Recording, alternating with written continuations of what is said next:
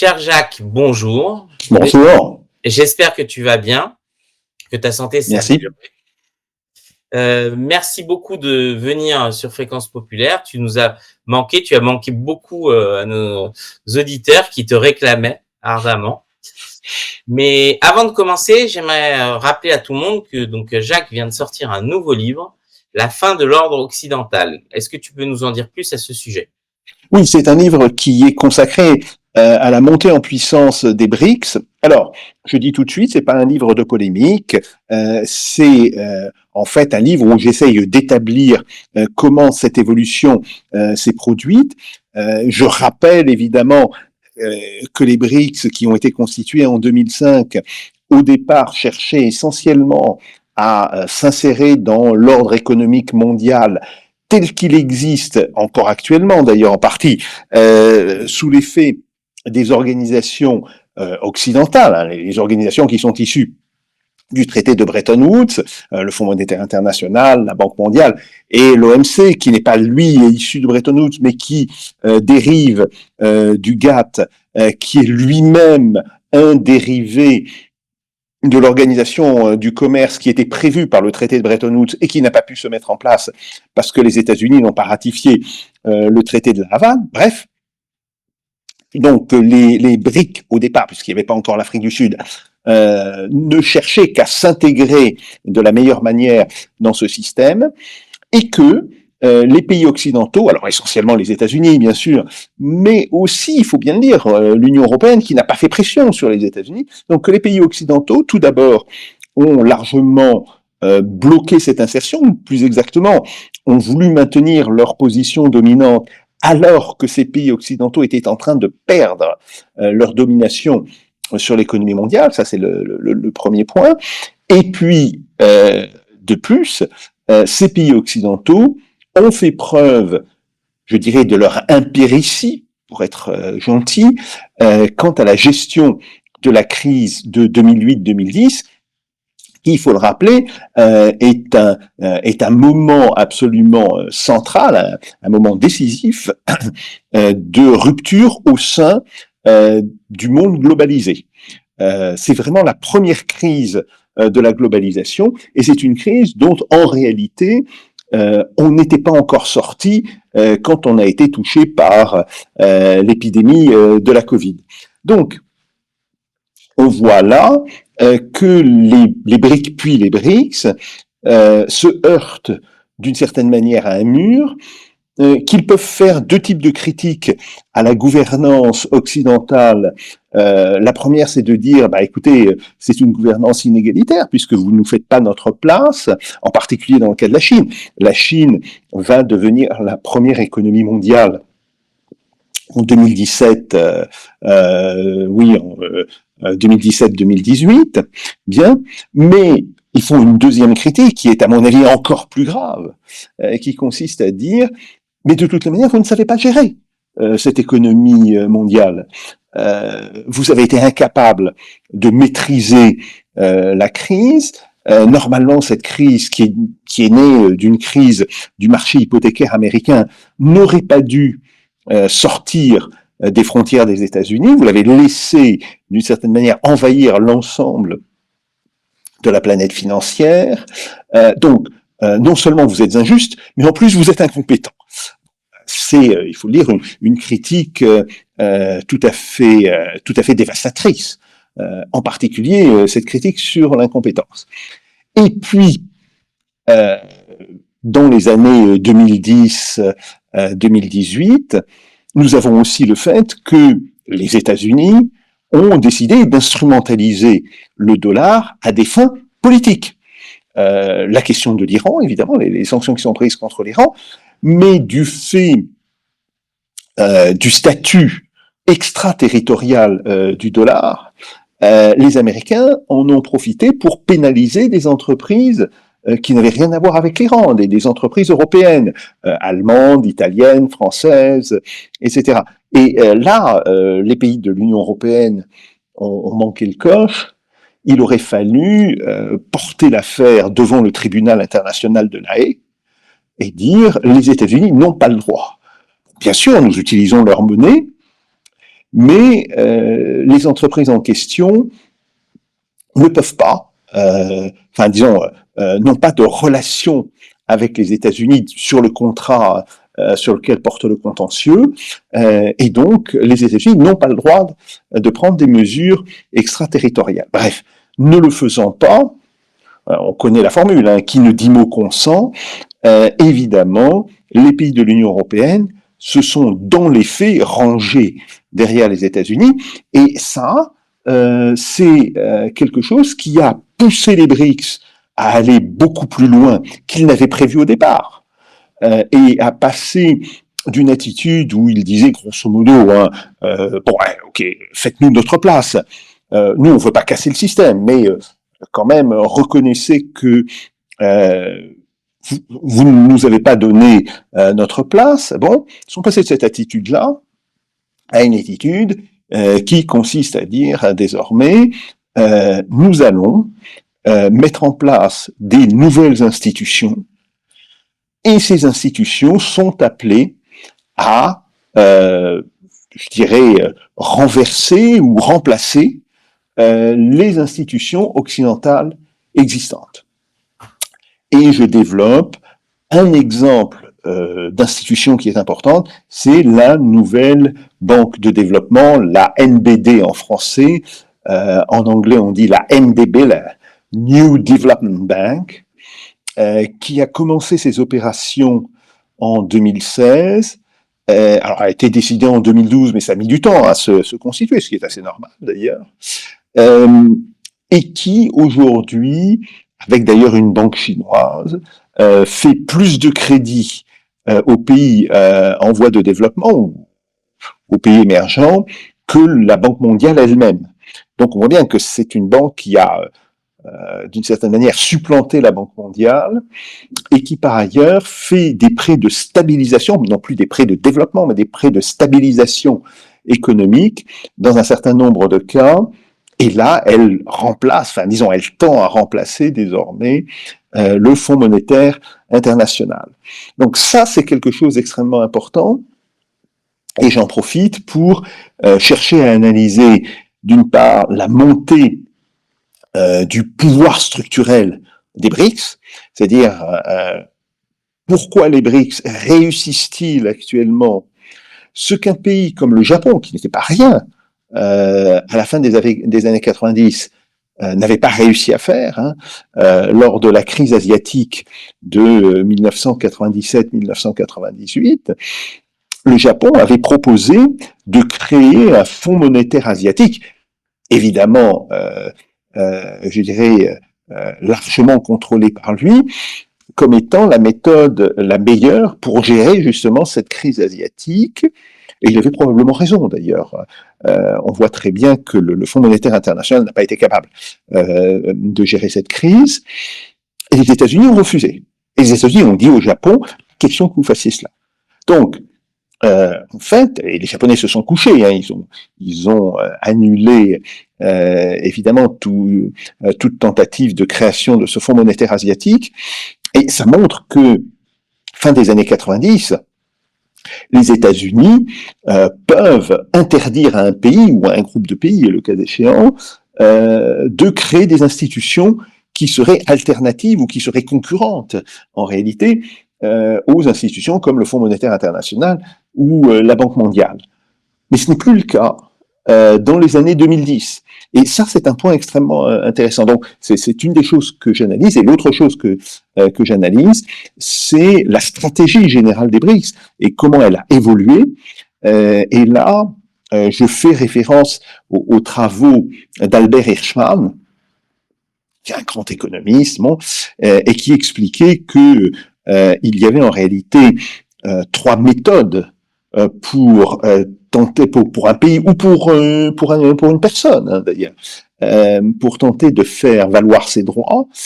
Soit on fait preuve de loyauté à la personne qui dirige ou au groupe dirigeant, et on dit, ben voilà, comme nous sommes un participant loyal, vous devez reconnaître aussi nos propres intérêts. Bon. Soit on proteste, alors il appelle ça la voice, Voilà, grosso modo, on descend dans la rue, on fait des manifestations, ou au niveau international, on émet des protestations diplomatiques de plus en plus sévères.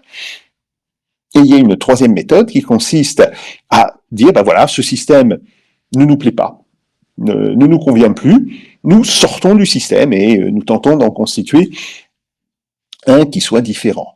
Donc c'est ce que Albert Hirschman appelait exit, voice or loyalty, la sortie, la voix ou la loyauté.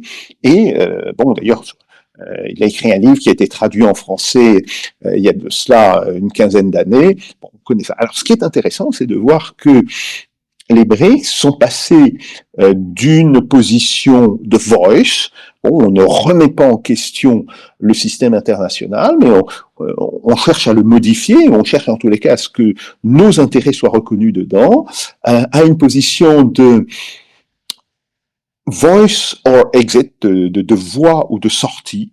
Donc voilà, si vous ne nous écoutez pas, nous pourrions créer des alternatives, et comme ça n'a pas suffi, à une position de sortie, d'exit.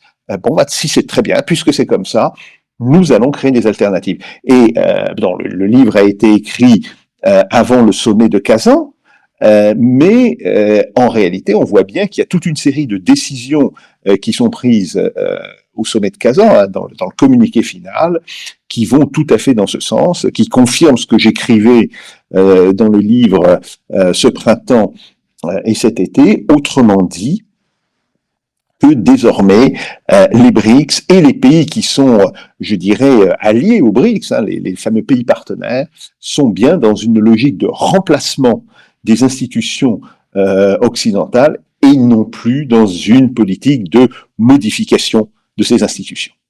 Merci Jacques sur ce magnifique, on va dire, ça met l'eau à la bouche, si on peut dire ça comme ça, et donc j'enjoins tout le monde à acquérir ce nouveau livre, donc la fin de l'ordre occidental. Effectivement, ça résonne beaucoup puisque nous avons couvert le G20 et on a vu dans le G20 la puissance des BRICS à imposer au reste du monde certains agendas, et par exemple la puissance qui a dû surprendre un peu certains occidentaux, même du Brésil, a imposé la taxation des milliardaires pour la lutte contre la faim, etc. Chose que aucun groupe occidental n'avait réussi jusque-là.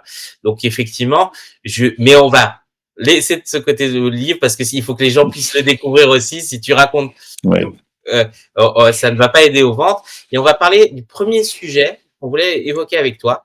C'est qu'hier, le gouvernement a été renversé pour la première fois en 62 ans, la deuxième fois sous la Cinquième République, la Cinquième République.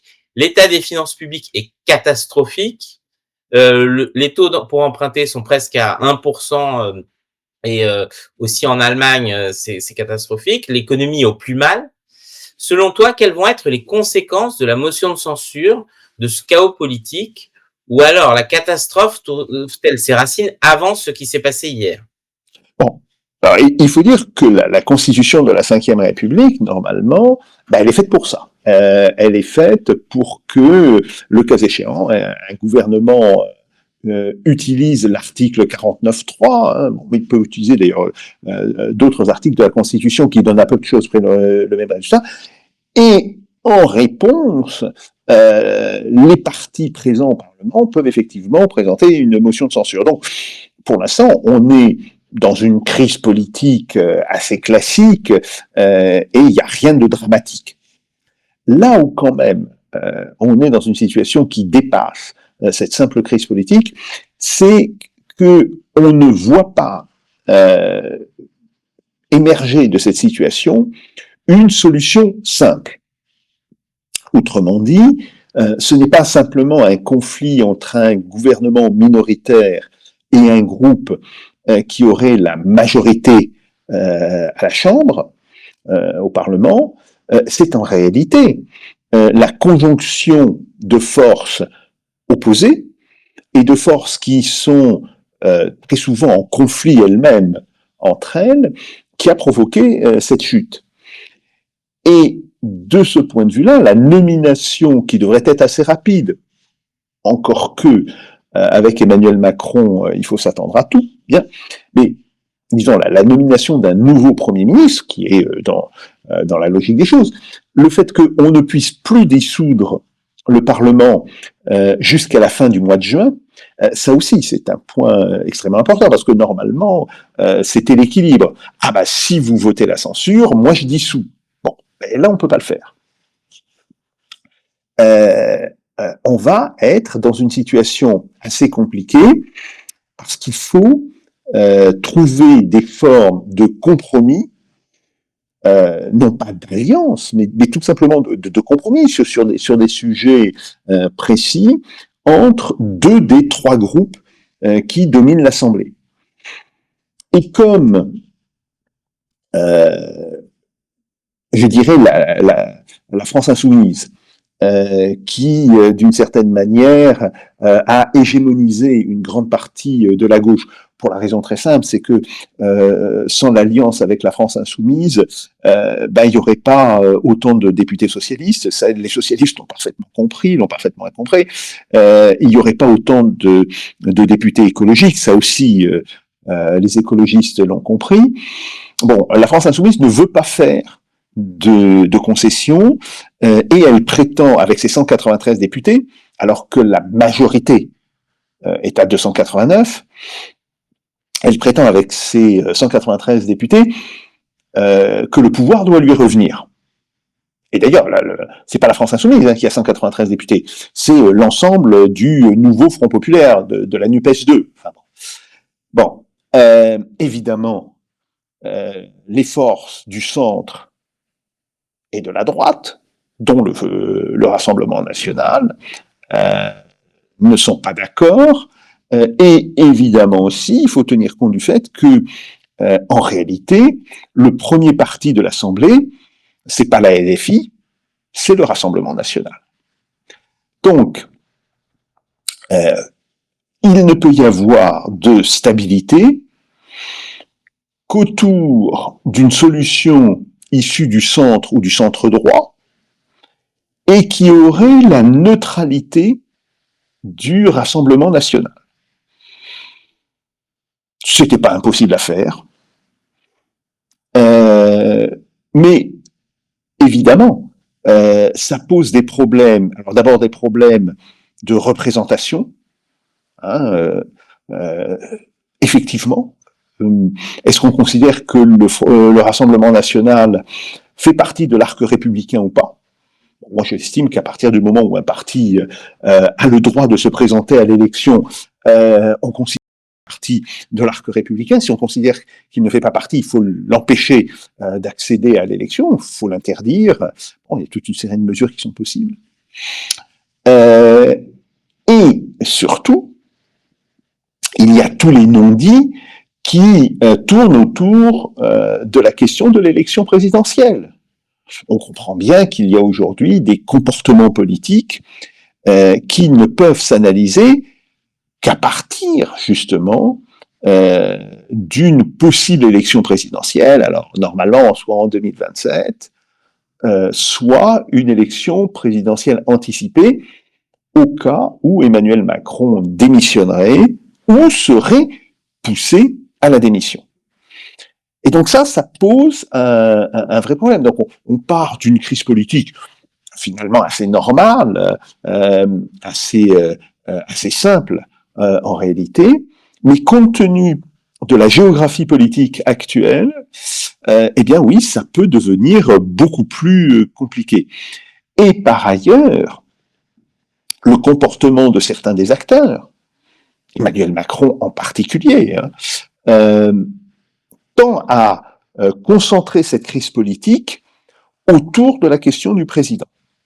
Alors ça pose effectivement un problème extrêmement important, parce que, alors j'ai dit ce que voulait faire la France insoumise, mais on est en présence du même type de prétention du côté des anciens macronistes ou de Ensemble pour la République, enfin de ce qu'on appelle le groupe central, qui entend continuer sa politique alors qu'ils sont extrêmement minoritaires à la Chambre. Et donc ça pose un véritable problème, parce qu'on a aujourd'hui un système politique qui est probablement le plus instable possible. C'est le principe du trépied.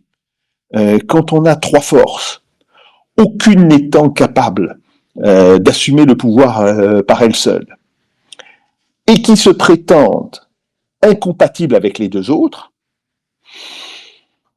on est à la merci d'alliances conjoncturelles de deux forces contre l'une qui peut faire chuter n'importe quelle combinaison politique.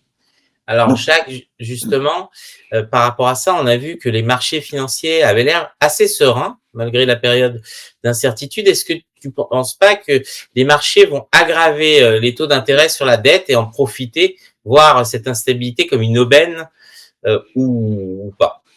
D'abord, il ne faut pas raisonner comme si les marchés financiers, c'était une personne. C'est beaucoup plus compliqué. C'est des fonds d'investissement, c'est des grands investisseurs, bon, etc. C'est très souvent des grandes banques. Bon. Concrètement, pourquoi la bourse a-t-elle monté à l'annonce de la censure?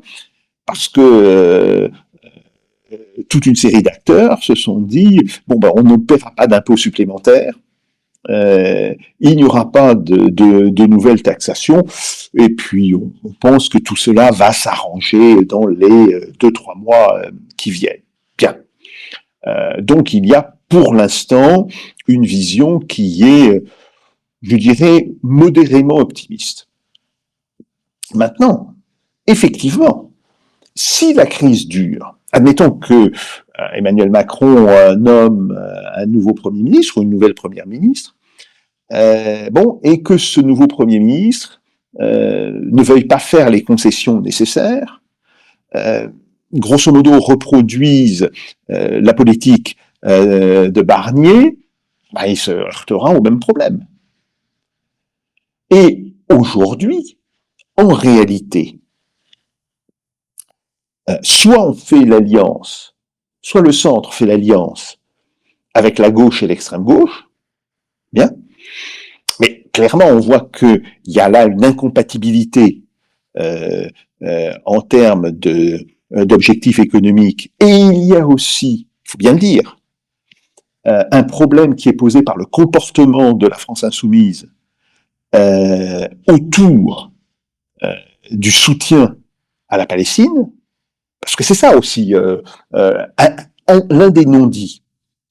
Si la France insoumise était sur la position qui était celle de la campagne présidentielle de Jean-Luc Mélenchon en 2017, il y aurait beaucoup moins de problèmes pour arriver à un accord. Et à la limite, on peut en réalité concevoir qu'on ait un gouvernement dont on sait très bien qu'il ne durera pas la législature, mais un gouvernement qui puisse durer quelques mois, qui puisse faire passer un budget, avec des concessions qui sont faites, et une France insoumise qui dise nous allons soutenir le gouvernement tant qu'il mettra en œuvre ces mesures, même si nous ne demandons pas à participer au gouvernement. Le soutien sans participation, c'est un grand classique dans la vie parlementaire. Mais le problème, c'est que la France insoumise multiplie les provocations qui ont rendu de fait ce scénario absolument impossible.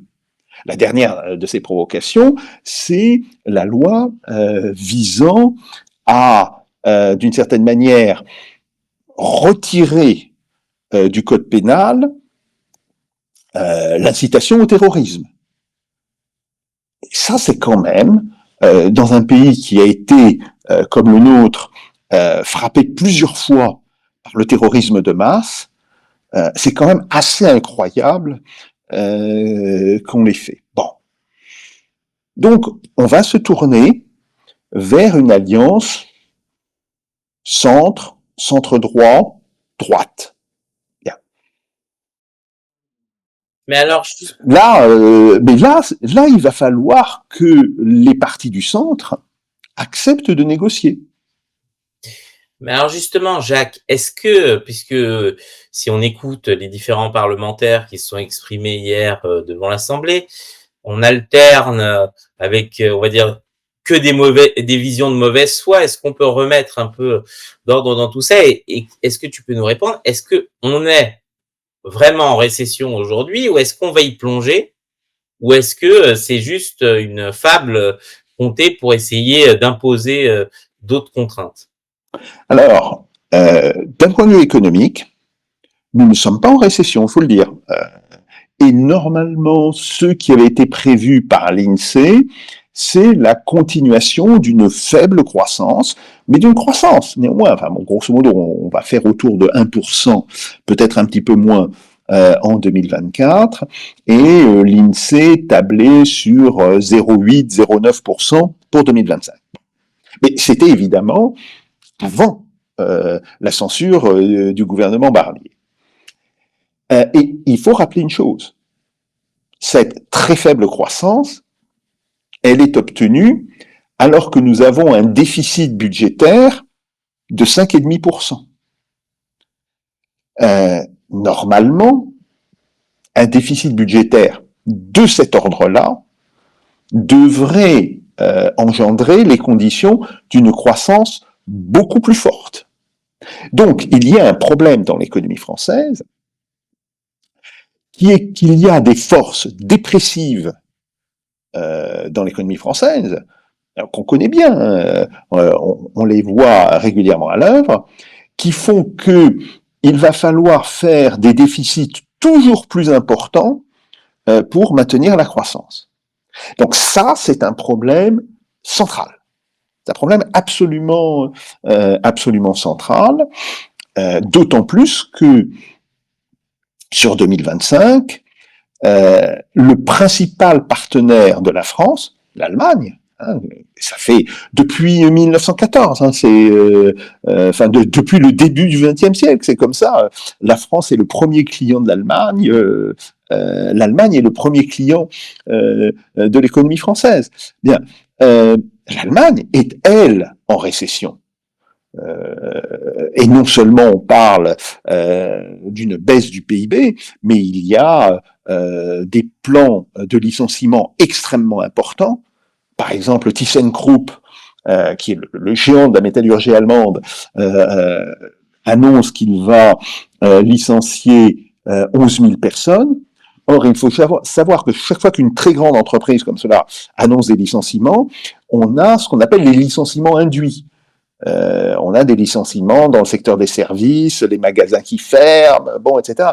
Et donc, on peut penser qu'il peut y avoir un licenciement induit, voire peut-être 2 licenciements induits pour chaque licenciement initial.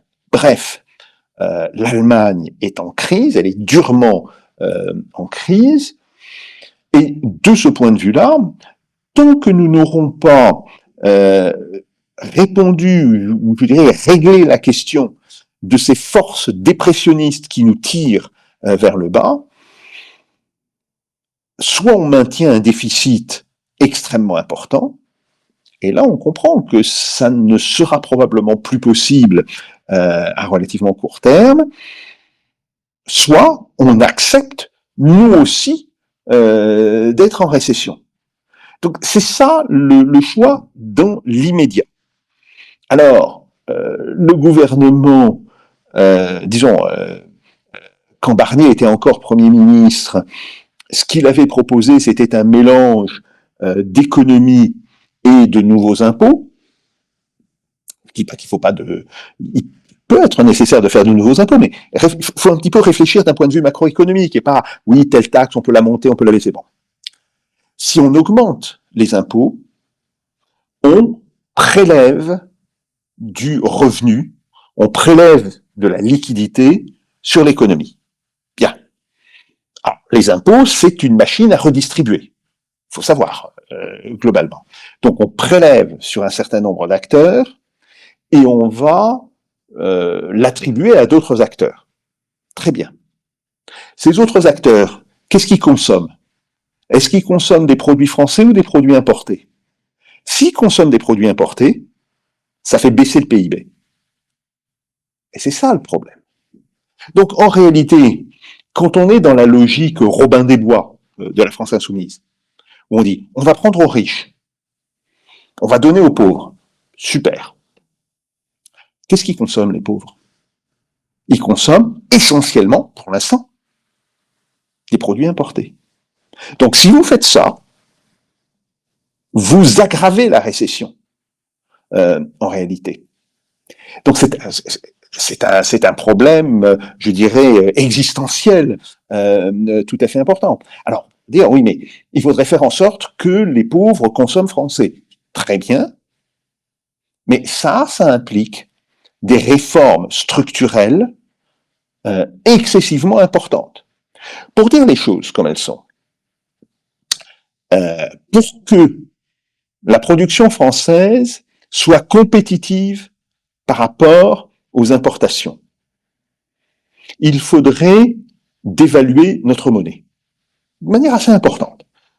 Si on en croit les documents du Fonds monétaire international, ce qu'on appelle les External Sector Reports, qui sont publiés tous les ans,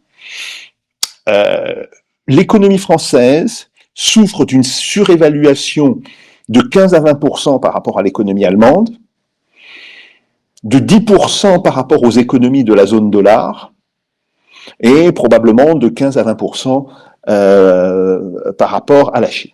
Bien. Par ailleurs, l'importance de cette surévaluation, évidemment, pénalise les entreprises françaises. Qu'est-ce qu'a fait le gouvernement depuis Chirac? C'est une très vieille histoire, parce que, rappelons-le, l'euro, qui est la cause en réalité de cette surévaluation, l'euro est mis en place à la fin des années 90, 1er janvier 1999, pour l'euro, je dirais, financier, et il est mis en place, on le sait, en 2002, pour l'euro fiduciaire. Mais il existait déjà. En réalité, les présidents qui se sont succédés ont dit à leur gouvernement, vous devez aider les entreprises à compenser la surcharge provoquée par l'euro. Alors, il y a plusieurs choses. Il y a des mesures qui ont été prises par Nicolas Sarkozy, il y a des mesures qui ont été prises par François Hollande, le CICE, très largement, qui a été désormais intégré dans la loi de finances. C'est-à-dire que le CICE continue de fonctionner, mais sous une forme, disons, d'abaissement structurel d'impôts, et on considère que ça nous coûte, grosso modo, l'ensemble des aides aux entreprises, avec des aides qui sont par ailleurs tout à fait justifiées, c'est un autre problème, mais que l'ensemble des aides aux entreprises nous coûte 3,5 points de PIB. Alors, pour donner une image, 3,5 points de PIB, c'est entre 90 et 100 milliards. C'est pas rien. Bon. Et que là-dessus, on peut penser qu'il y a 2 à 2,5 points, autrement dit, entre 60 et 75 milliards, qui sont strictement dus à la question de l'euro. Donc, nous avons à la fois une situation qui n'est pas satisfaisante, parce qu'on voit bien que, en dépit des aides, les entreprises françaises restent faiblement compétitives, et le vrai déficit qui devrait inquiéter tout le monde, c'est pas tellement le déficit budgétaire, c'est le déficit de la balance commerciale et le déficit de la balance des paiements, c'est ça en réalité le vrai problème. Et par ailleurs, nous sommes sur une trajectoire de déficit budgétaire, cette fois-ci incontrôlable, depuis maintenant une bonne vingtaine d'années. Donc, on voit bien qu'il ne peut pas y avoir d'ajustement à la marge. Et par exemple, Bon, les députés du Rassemblement national disent supprimer l'AME. L'AME, si même on la supprime totalement, ce qui serait idiot, parce que par ailleurs, l'AME est une mesure de santé publique. Qu'il y ait des abus, c'est évident, mais c'est quand même globalement une mesure de santé publique. Ça représente 1,2 milliard. J'ai parlé tout à l'heure d'un trou de 60 à 80 milliards. Donc on voit bien, c'est aucune des mesures qui sont proposées ne sont des mesures qui sont à la hauteur de ce qu'il faut faire. Alors, pour être un petit peu sérieux, on comprend que des grands ajustements structurels nécessitent un réel débat national. Et ce débat national ne peut avoir lieu qu'au niveau d'une élection nationale, une élection présidentielle. Bien. Donc il va falloir vivre entre-temps. Comment peut-on vivre entre-temps? En faisant des compromis. Mais c'est toute la question. Justement, tu parles de se vivre entre-temps. La France n'a pas de budget. Donc, est-ce que tu penses que la reconduction du budget 2024 est possible, ou bien quelles vont être les conséquences de tout ça? C'est-à-dire que... Ah oui, c'est possible, bien sûr. C'est prévu par la Constitution. Non, ça il faut le dire, il n'y a pas d'impossibilité. Non, simplement, et c'est ce qu'on va faire, hein, le budget de 2024 va être reconduit. Bien. Et ce budget, c'était un budget qui était arrivé à 5,5% de déficit, hein, où on avait, alors je cite Charles Amédée de Courson, qui dit que c'est très juste, hein, il y avait une insincérité des comptes publics. C'est dit très poliment, mais c'est une accusation, en réalité, extrêmement grave qu'il porte contre les précédents gouvernements. Bon. Et cette insincérité des comptes publics, elle était en 2024, et si on reprend le budget de 2024, ça va se reproduire.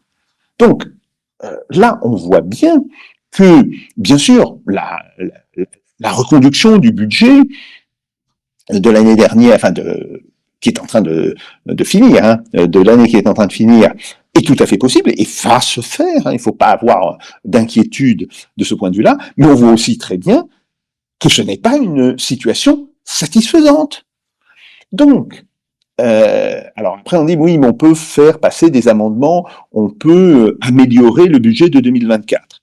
Oui, certainement, on peut le faire, mais ça ne pourra être que un aménagement à la marge du budget.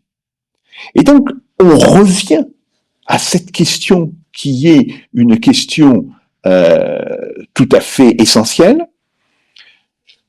Si on veut s'attaquer aux problèmes structurels de la France, il faut un débat.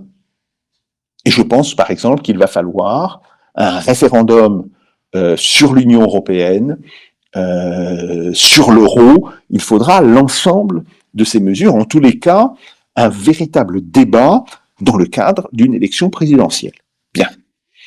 Alors justement, c'était ma question, c'est que faut-il pour faire sortir de cette crise? Donc tu réponds donc par un débat, une nouvelle élection présidentielle, mais au niveau structurel de l'économie, quelles seraient les premières mesures à prendre pour au-delà de qui gagnerait, pour justement redresser la barre?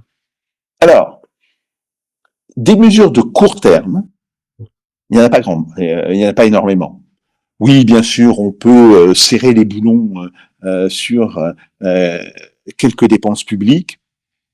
On va pouvoir gagner grosso modo entre 10 et 20 milliards, c'est-à-dire entre 0,4 et 0,8 points de PIB. Voilà où on en est. Hein. On a un déficit de 5,5%, et ce que l'on sait que l'on peut faire, ce sont des économies de 0,4% à 0,8%. Donc, premier point. Alors après, on peut toujours augmenter les impôts. Plus facile à dire qu'à faire, en réalité. Parce que si on augmente les impôts sur les entreprises sans résoudre la question pour laquelle ces entreprises ont bénéficié d'allègements d'impôts, qui est la question de l'euro, on va aggraver les problèmes, évidemment. Donc, là, je ne pense pas qu'on pourra beaucoup gagner. Alors, on va dire, oui, mais il y a les hauts revenus, ils peuvent payer plus. Bien sûr, bien sûr. Il y a les gens qui touchent des fortes retraites. Il serait normal qu'ils soient mis à contribution alors qu'on cherche à remonter au contraire les petites retraites, voire les retraites moyennes. Bien sûr. Bon, et je plaide pas pour ma paroisse. Je le dis clairement, ayant été prof de fac pendant une bonne partie de ma vie, j'ai une retraite qui est plus que satisfaisante. Donc ça, on peut le faire. Mais combien ça va gagner? On peut gagner, là encore, entre 5 à 8 milliards d'euros. Donc, ok, si on fait la somme, et si on met les choses au plus optimiste, on va réduire le déficit de 1,2% du PIB. Donc, on va passer de 5,5 à 4,3. Tout ça pour ça? Il faut poser la question. Donc, oui, tout ça pour ça, pour aller jusqu'au débat présidentiel, ça c'est clair. Mais on ne peut pas, dans la situation actuelle, obtenir beaucoup plus. Et si on veut réellement, je dirais, affronter l'ensemble des problèmes budgétaires qui sont posés, alors là, oui, il va falloir un vrai débat et il va falloir que toute une série de partis acceptent de sortir de l'hypocrisie dans laquelle ils sont. Que ce soit la France insoumise et les écologistes, je ne parle même pas des socialistes. Bon, donc je ne pense maintenant plus grand-chose de bien. Mais pour la LFI et pour les écologistes, on ne peut pas dire que l'on veut, je dirais, procéder à un nouvel équilibrage ressources-emploi en faveur des plus défavorisés et conserver à la fois l'euro et le marché unique. Il faut savoir, c'est strictement incompatible.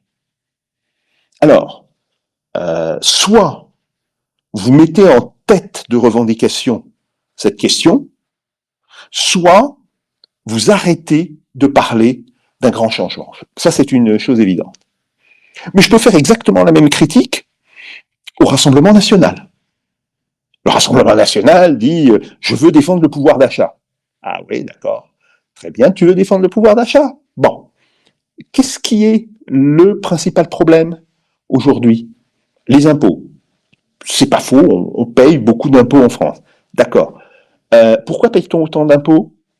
Et on revient à la question de la sortie de l'euro. Donc, soit on a des forces politiques qui disent ça ne peut plus durer comme ça. Sur le constat, on est globalement tous d'accord. Même les gens des Républicains, même les gens d'Ensemble pour la République disent ça ne peut pas continuer comme ça. D'accord. Comment voulez-vous sortir de cette situation? Si vous voulez réellement réindustrialiser, si vous voulez réellement relancer les services publics, si vous voulez réellement refaire du partage du revenu, alors vous devez gagner des marges de manœuvre sur tout ce qui a contraint l'économie française depuis une vingtaine d'années. Essentiellement, le marché unique et l'euro. Ou l'euro et le marché unique, pour moi, c'est à la même hauteur l'un et l'autre. Tant qu'on ne le dit pas, en fait, on se paye de mots et on se gargarise sur des mesures qui ne sont que des broutilles si on compare ces mesures, ou aux résultats de ces mesures plus exactement, à ce qu'il faut faire actuellement. Donc, soit on sort de cette immense hypocrisie qui est l'hypocrisie de la classe politique française dans son ensemble depuis une vingtaine d'années, et on aborde les véritables problèmes, soit en réalité nous y serons toujours confrontés, et à la limite, ce qui risque de se passer, pas maintenant, pas dans 1 an, pas dans 2 ans, mais d'ici 4-5 ans, c'est une mise en tutelle de l'économie française et des sacrifices extrêmement durs qui seront imposés à la population, justement pour préserver l'euro et le marché unique. Merci Jacques. Trump a fait un certain nombre d'annonces. L'idée que les pays des BRICS tentent de s'éloigner du dollar pendant que nous restons passifs est terminée. Nous exigeons un engagement de leur part qu'ils ne créeront ni une nouvelle monnaie BRICS, ni ne soutiendront une autre monnaie pour remplacer le puissant dollar américain. Sinon, ils feront face à des tarifs douaniers de 100% et devront dire adieu à l'accès à la merveilleuse économie américaine. Ils n'auront qu'à trouver un autre pigeon. Il n'y a aucune chance que les BRICS remplacent le dollar américain dans le commerce international, et tout pays qui essaiera devra faire ses adieux à l'Amérique. Est-ce qu'on est en train d'assister à l'émergence d'une guerre BRICS-dollar? Toi, tu avais clairement expliqué ici sur notre antenne, mais aussi sur X, le fonctionnement de BRICS-Clear. Alors, qu'est-ce qui va se passer et quelle est la réalité des menaces de Donald Trump? Il faut dire une chose. Donald Trump a parlé comme un candidat à la présidentielle, pas comme un président élu. Bon, il a refait des menaces en disant oui, si vous sortez du dollar, eh bien, vous paierez des droits de douane à 100%. Qu'est-ce que les États-Unis importent, par exemple, de la Chine et de l'Inde? Pratiquement les 3/4 des médicaments. Environ les 2/3 de la consommation de biens manufacturés.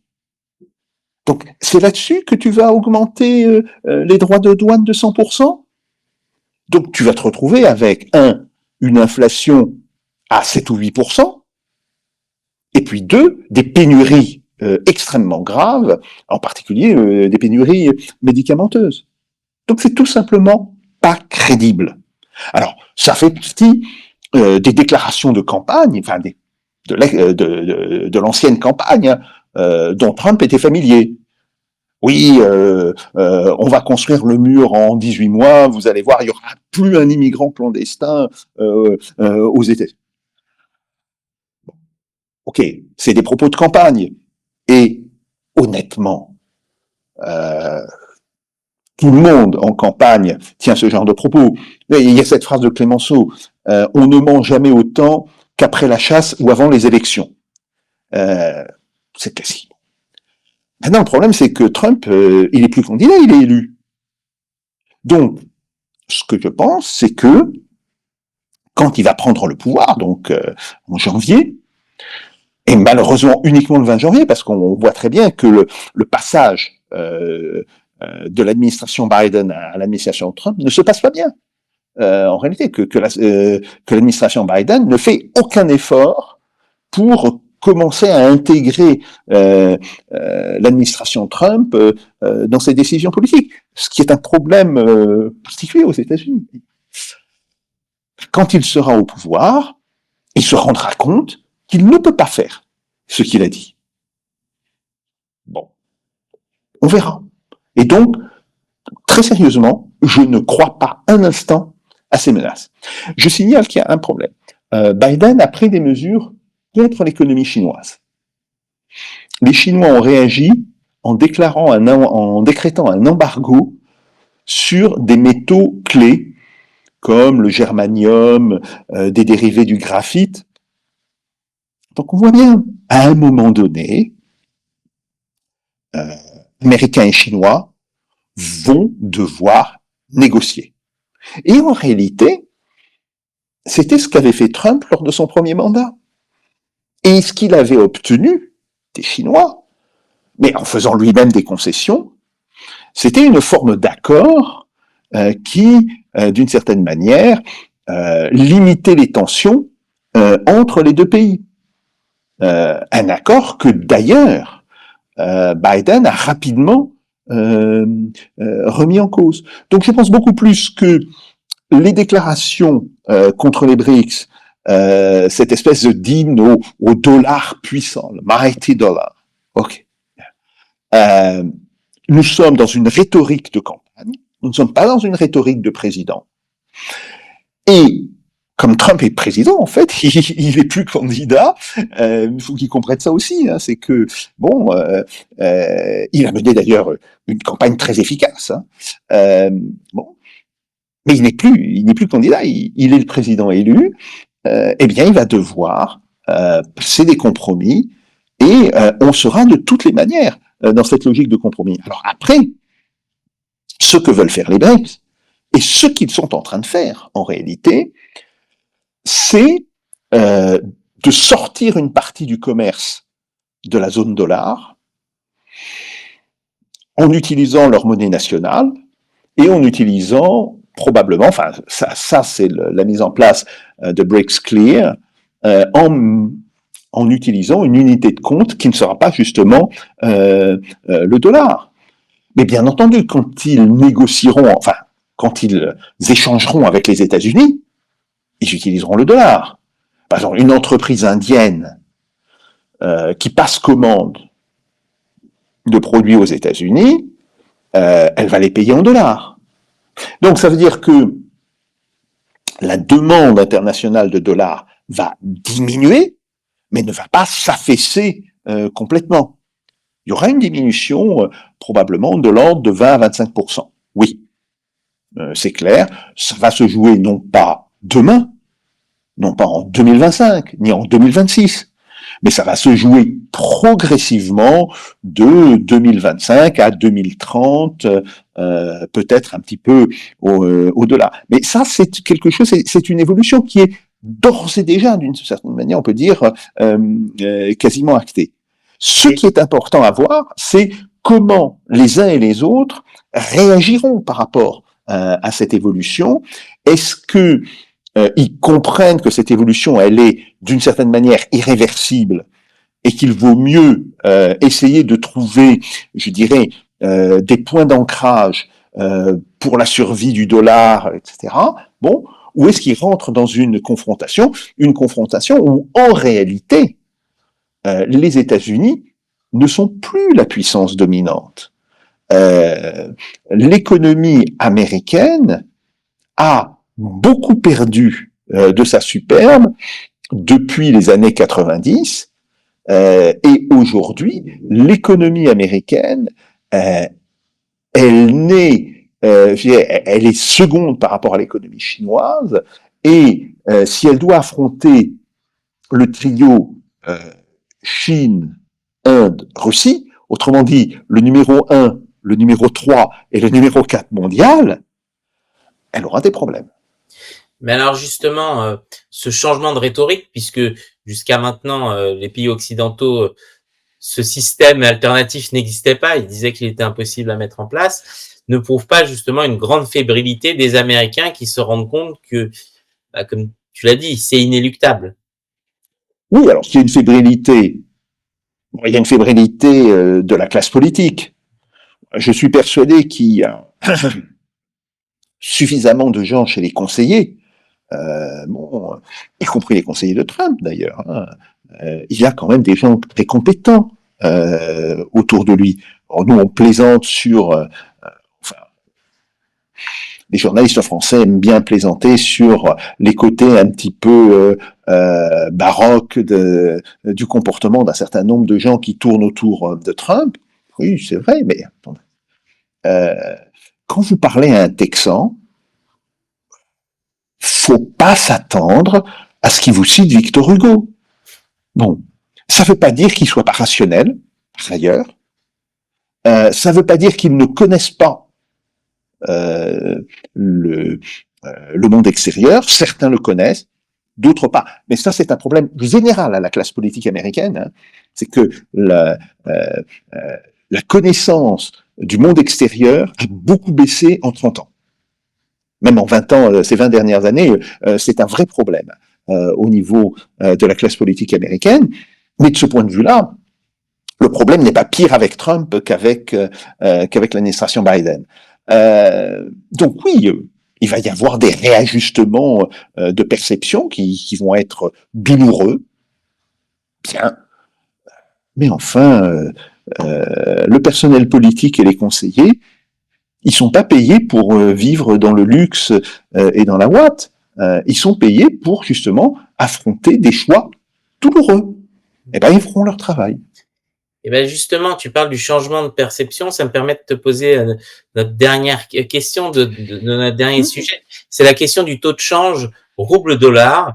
On a vu que le rouble avait dévissé en début de semaine face au dollar. Est-ce que c'est un fantasme, un espoir de l'Occident de la réussite finalement des sanctions contre la Russie?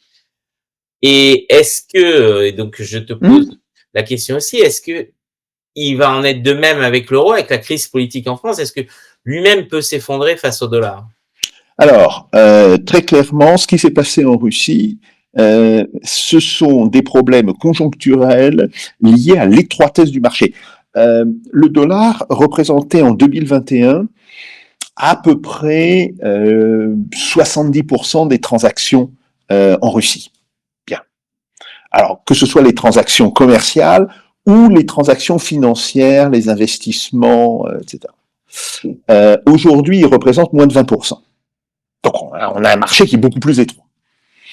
En même temps, sur ce marché, il y a des entreprises russes qui ont toujours besoin d'acheter du dollar parce qu'elles ont emprunté de l'argent sur les marchés internationaux et qu'elles doivent le payer en dollars. Elles doivent payer les intérêts en dollars.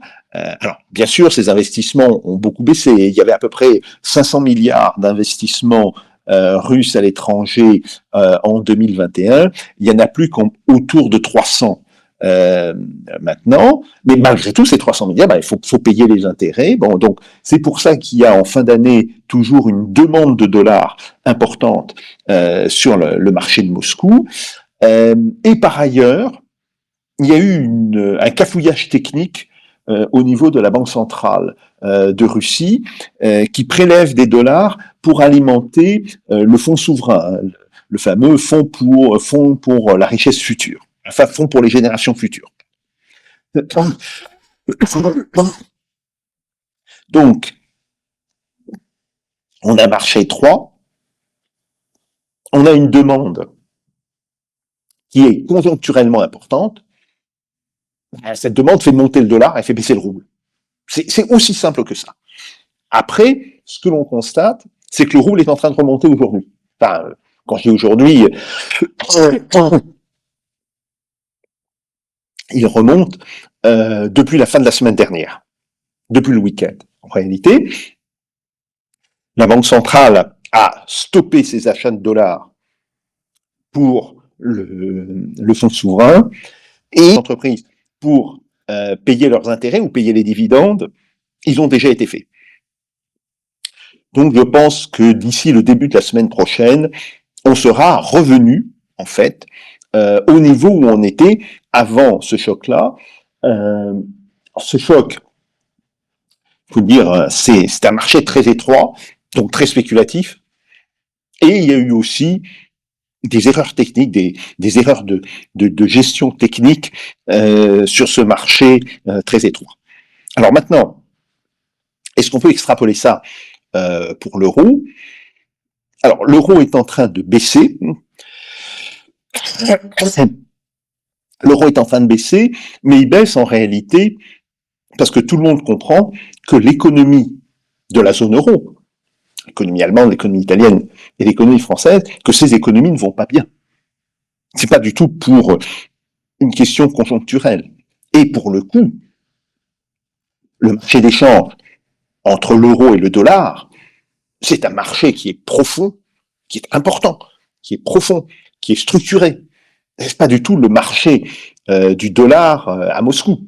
Le marché du dollar à Moscou, du fait des sanctions d'ailleurs, il s'est complètement réduit et il est devenu un petit marché sans profondeur. Bon, donc, il y a une tendance à la baisse de l'euro qui va continuer, et c'est d'ailleurs très lié à la baisse, la récession allemande en particulier, mais il ne faut pas s'attendre à un décrochage particulièrement spectaculaire. Eh ben, alors, je me remets à l'écran. Mais de toute façon, après, j'ai les flux séparés. Merci beaucoup, Jacques. C'était très Merci à toi. On a pu brosser beaucoup de sujets. Alors, si vous aimez cette émission, n'hésitez pas de liker, de vous abonner, de partager. C'est très important pour l'algorithme de partager ses proches via WhatsApp, Telegram, Signal, tout ce que vous voulez. Blue Sky maintenant qui est à la mode. Partagez les extraits aussi. On sort beaucoup d'extraits des différentes interviews. N'hésitez pas. Je te remercie encore une fois, Jacques. Et il y a Merci. questions qui vont se poser jusqu'au début de l'année, justement, dans cette incertitude. Et tu fais partie de ceux qui, par la voie de la raison, permettent d'y voir un peu plus clair et d'éviter cette panique des plateaux de télé qui nous promettent soit les 10 plaies d'Égypte, c'est les mêmes qui promettaient, il y a déjà plusieurs années, la Russie à genoux et les États-Unis et l'Allemagne fer de lance de leur industrialisation. Bon, on voit que la réalité est toujours beaucoup plus complexe et n'est jamais toute blanche ni toute noire, et plutôt en nuances de gris. Et que là-dessus, justement, tu offres un éclairage didactique intéressant pour nos auditeurs, et je pense que c'est essentiel d'avoir des voix comme la tienne pour pouvoir y voir un peu plus clair. En particulier, tu as évoqué le dernier sujet où on a vu les éditorialistes tout de suite sur un petit signe, on va dire entre le rouble et le dollar, dresser des conclusions, on va dire tirer des bobines de laine improbables. Mais bon, merci beaucoup, Jacques. Je te souhaite une très bonne journée et à très Merci. Merci beaucoup.